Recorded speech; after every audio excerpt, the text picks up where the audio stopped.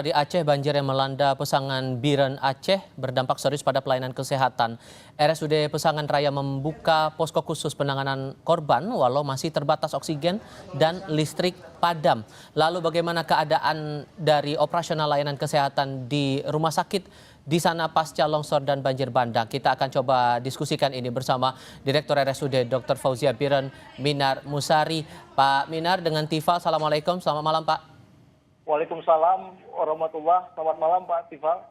Tantangan apa yang masih dihadapi pengelola rumah sakit untuk operasional Pak sampai dengan saat ini?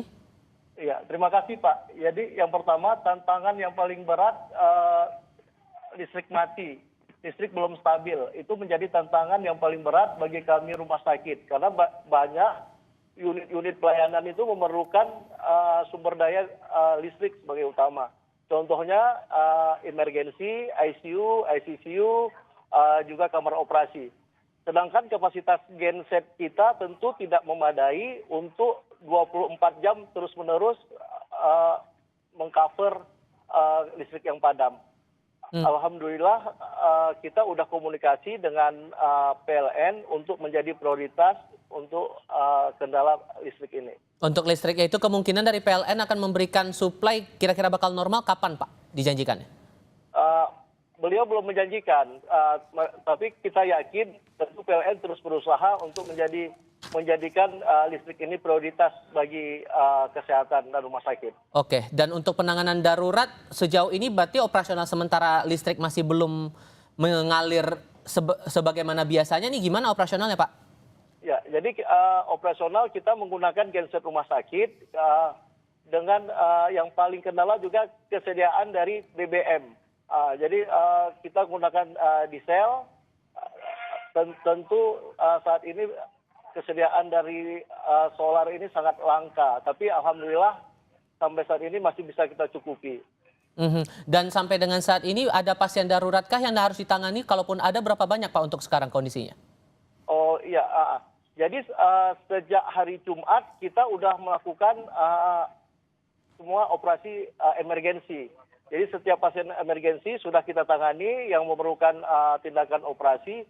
Kalau untuk unit instalasi gawat darurat sejak hari pertama Rabu, Kamis kita udah tetap buka walaupun dengan keterbatasan sumber daya dan sarana. Tapi kalau untuk kamar operasi mulai Jumat kita udah beroperasi walaupun kita utamakan yang operasi emergensi.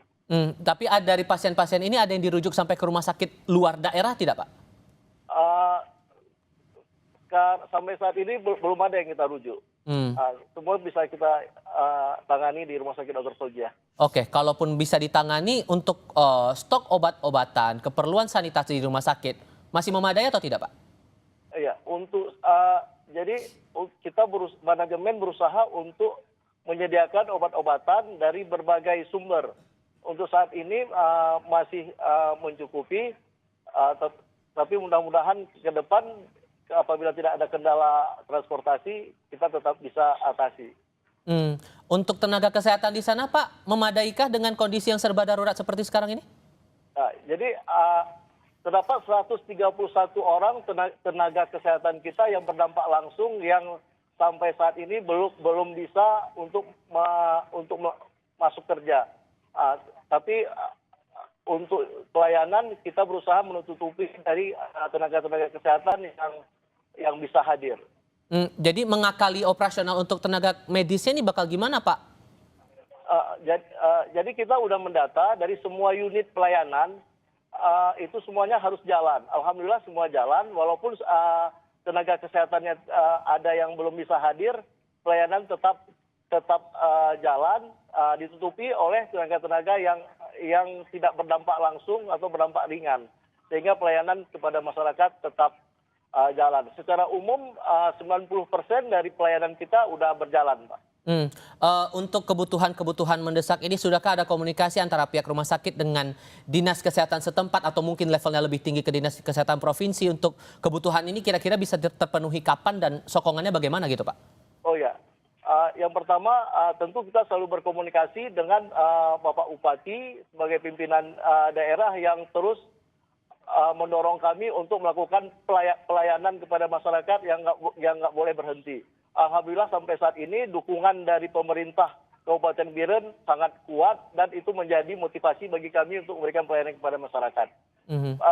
Dari Dinas Kesehatan Provinsi kita terus berkomunikasi untuk dapat mensupport obat-obatan dan Baik. PMHP barang medis yang kita perlukan. Tapi saat ini mungkin belum, tapi mudah-mudahan dalam waktu dekat itu akan terrealisasi. Semoga Anda dan teman-teman dari rumah sakit juga dalam keadaan sehat seluruhnya untuk melayani para pasien ini. Terima kasih banyak Pak sudah mau berbagi informasi bersama kami kali ini. Assalamualaikum.